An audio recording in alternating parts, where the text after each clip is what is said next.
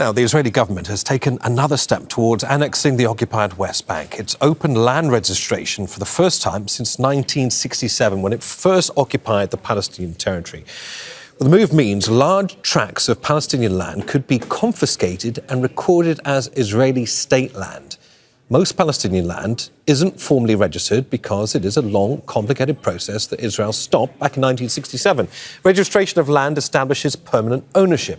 International law states an occupying power cannot confiscate land in occupied territories. So when the Oslo Accords were signed in the mid-1990s, they divided the occupied West Bank into three areas. There they are on your screen. Palestinians were granted limited governing authority in Area A, and partial authority in Area B.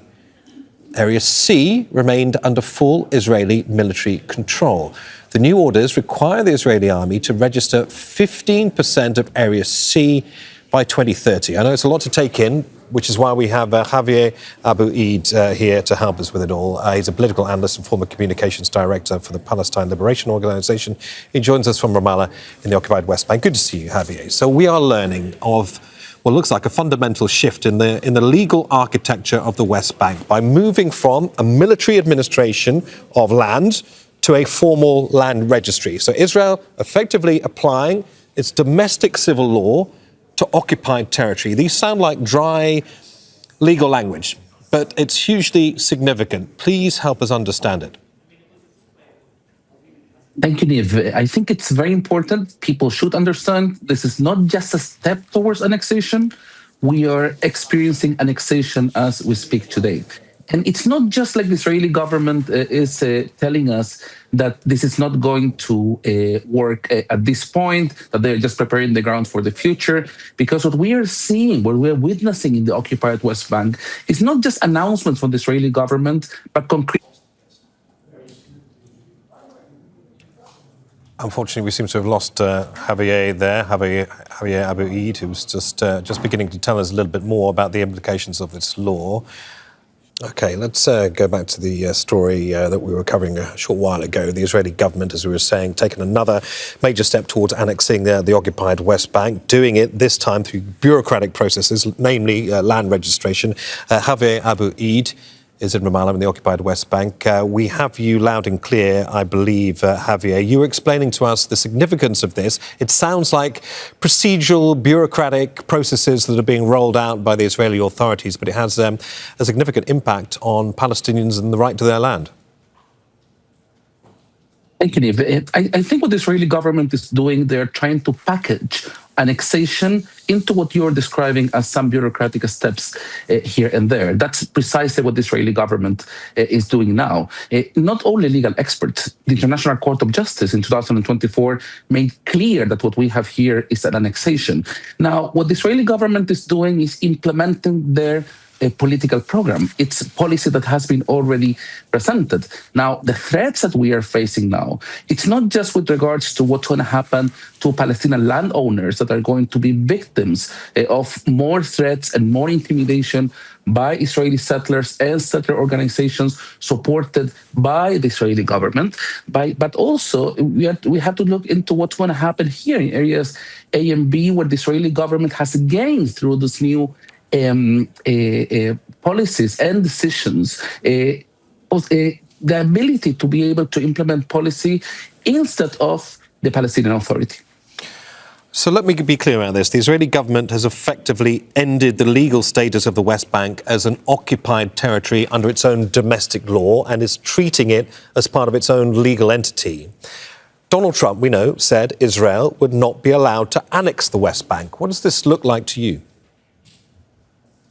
Actually, if I'm not mistaken, it was September 26, 5 months ago, when President Trump said that he was not going to allow the West Bank to be annexed. President Trump, the West Bank is being annexed as we speak. Now, probably what he was trying to do was he was trying to make people walk with him into what ended up becoming the Board of Peace and the meeting that we're going to witness in a few days from today. So he wanted to give a sort of a strong position from the US that they were actually knowing what they were doing.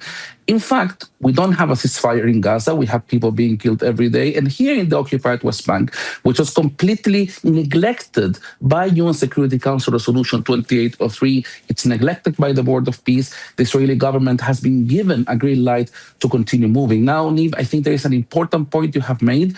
While maybe under Israeli law, the West Bank will not be considered to be occupied. In fact, since 1967, the Israeli government referred to the West Bank as the administered territories, not occupied territory. I think it's important to remember always that Israel is not a state over or above the law. And under international law, this is not just an occupation, but an illegal occupation. Let's look at some of the details together, Javier, because there is a detail called absentee property classification. That's implies that if a Palestinian family has been displaced since 1967 or maybe is currently abroad out of the occupied West Bank, does this new registration process allow then the state to permanently seize their land simply because they aren't present to defend their title during what we know to be that allotted 4-year window? Is that how you read it? Yes, they could definitely do that. Let's remember that the absentee property law is a law that was approved by Israel in 1951. And it's a law that was approved in 1951 in order to enable for the theft, because there is no other wording for this, of Palestinian refugee property. And how it works, basically the state of Israel prevents people from reaching to a place in particular, and then they claim that the place has been abandoned. In the occupied West Bank, this could affect from Palestinian families currently, for example, in the US that have property here, or in Jordan that will be perhaps more affected than any other Arab country, including Qatar, of course. Two other cases, including people that are here in the occupied West Bank. Just to give you an example, myself, I'm from a town called Bezalel, nearby Bethlehem, where more than 2/3 of our land are beyond the Israeli annexation wall. We cannot reach parts of our land. Now, eventually, this land that we don't get there, not because we don't want to, but because Israeli occupation prevents us from getting there, could be taken by Israel now using the absentee property law. Let's remember, Niv, it's very important, by implementing Israeli laws into the occupied West Bank, this is a clear sign of annexation. Very lastly, Javier, because also looking at the details, the announcement talks of tightened proof of ownership requirements. Under international humanitarian law, an occupying power is supposed to respect existing local laws, right? I mean, presumably, that also means respecting local paperwork. So perhaps Ottoman-era documents or even boundaries decided by handshake many decades ago. I mean, how might a Palestinian farmer, for instance, meet this new burden of proof? If we go back, Niv, into what international humanitarian law says, it's first of all that an occupation should not be permanent, but it's actually temporary. And that's why the occupation is not entitled to change the status of the territory. This goes from the status quo of the holy sites, like Al-Aqsa Mosque, for example, in occupied East Jerusalem, or Mount of Olives that Israel wants to turn into an Israeli national park, to the situation you are describing with Palestinian farmers. So what Israel has been doing, instead of the role of an occupier, which is to administer the territory until the end of the occupation for the benefit of the occupied population, what they are doing is turning all of the occupied West Bank into a big reservoir for a land that will be used for the benefit of Israel's colonial settler enterprise. So what Israel is doing at this stage is not just going against Jordanian law or Ottoman documents. They are just, whatever documents you have in front, they will find either a vacuum or a loophole in order to take it over for the benefit of this colonial enterprise. And let's not forget, Niv, that this is not happening in a vacuum. This year only, we have had almost 20 new Israeli settlements approved, and they are working on them. Javier, it's been really important to help us unpack all of the details of this. As you've been saying, as we've both been saying, it feels dry, it feels procedural, but underpinning it all in your mind is very clearly a big step towards further annexation of the occupied West Bank. Xavier Abu Eid, pleasure, thank you.